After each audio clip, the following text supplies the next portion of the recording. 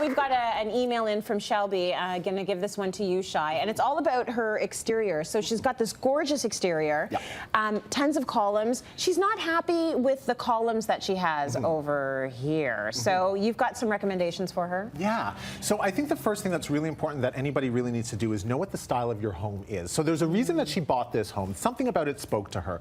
So if you can kind of identify the style or the period of your home, it'll make it a lot easier, especially when you're working with columns. So her home has a little bit of a colonial feel to it. It's a little bit of a more modern colonial feel.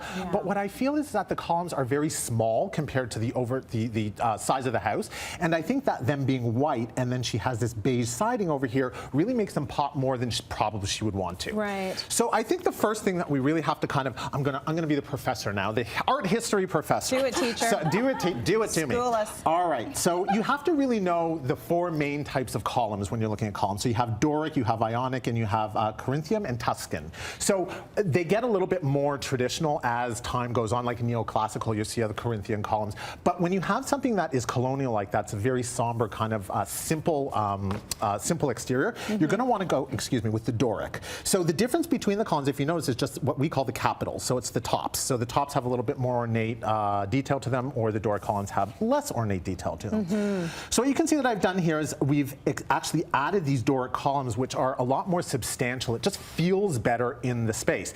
And then, in front of the home. And then the other thing is you notice she has very little curb appeal in terms of plants and shrubbery. So I think that adding that, I mean, you live in such a beautiful property. There's so many beautiful trees and nature around you. Play that up, play up the nature. Have some beautiful landscaping and some beautiful shrubbery going down. Now, the other thing that I've also changed is the garage doors. So if you know, the garage doors are like a builder's garage doors, kind of like almost like a shaker style. I wanted to do something a little bit more contemporary. So they're almost like longer panels, so longer shaker style panels. It just makes it feel a lot more contemporary than before.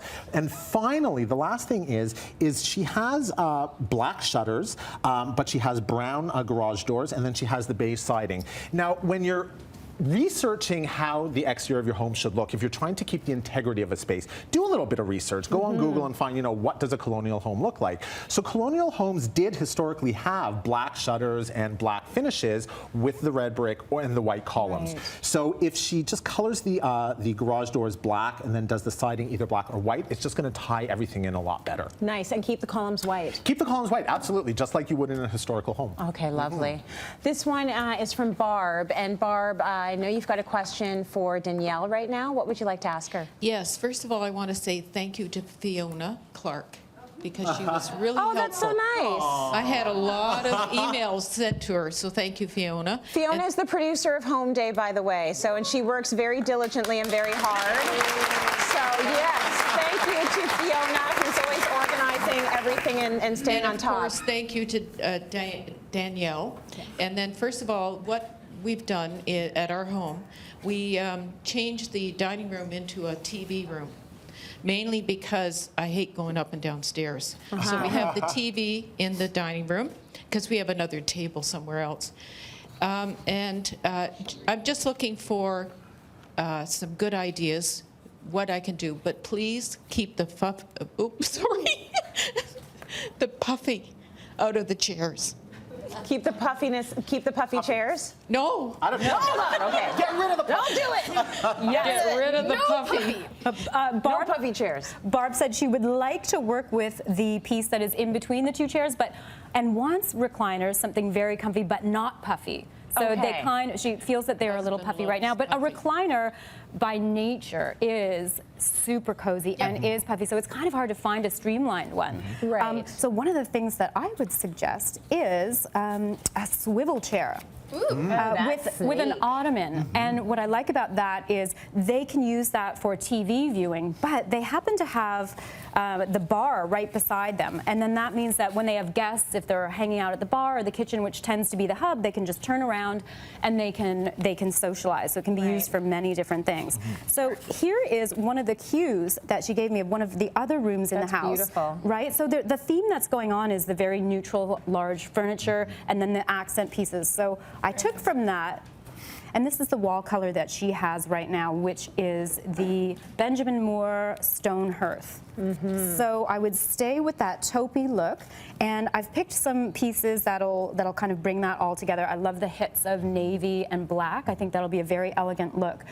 So again, neutral recliner and ottoman, bar stools, comfy Parsons stools. You can lean back and relax, and they never go out of style. Classic. Yeah, a neutral rug, again like yours, Tiffany. When it's worn like that, this is a kind of a worn look. It adds that sense of richness and cozy. That's right, because it is a TV room, and you do want to have that feeling. One of the pictures that I would like to show is that her current TV right now is, this wall feels to me that it's a little bit stark. So her ceilings are 12 foot high. That is big. So we need to play up that height. And one of the things I'd like to do is find a unit that brings the wood upward. I think that that'll anchor the space. It'll add some drama. Yeah. And on either side of the French doors, currently they have a piece of art. Let me see if I can find that photo. So currently they have a piece of art, and again, to play up the height, I'd love to see some drapery flanking either side. I think that's going to add some formality and drama in the room. And lastly, it's a large space, so she can afford a fixture that has some size. So maybe a plantation style fan with the wood for warmth, but it has some light. It's going to add some Texture. Yeah, that's right. You know, Can you pass her pictures over to me for a second? Yes. One of the things also that I think that we need to keep in mind is that a lot of times people will choose smaller size furniture because they think small furniture fits better in the space. Right. But smaller furniture in a larger space makes the space feel small. It just makes it feel uninviting. Exactly. Yeah. Go bigger. Boom. Go bigger, go home.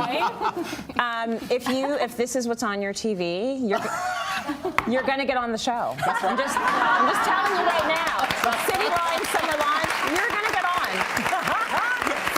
And really, really good advice for